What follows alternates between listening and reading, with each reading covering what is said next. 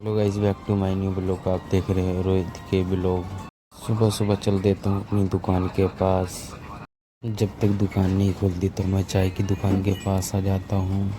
चाय की दुकान पर चाय पी करके फिर मैं दुकान में बैठा रहता हूँ चाय की दुकान के पास। थोड़ी देर बाद मैं फिर जाता हूँ अपनी दुकान के पास, तो देखता हूँ कि दुकान खुल गई है या नहीं खुली। तो फिर दुकान खुल गई, दुकान के अंदर बैठने के बाद फिर भैया भी आ जाते हैं। 1 घंटे बैठने के बाद फिर हम लोग चल देते हैं अपने काम की तलाश में। देखता हूँ कि ऑफिस में अभी कोई नहीं है, तो इसलिए तो 2 मिनट बैठना पड़ गया ऑफिस में। फिर हम लोग चल देते हैं अपने काम पे। आप देख सकते हैं 20 मिनट का समय तय करके हम लोग पहुँच जाते हैं अपने काम पे।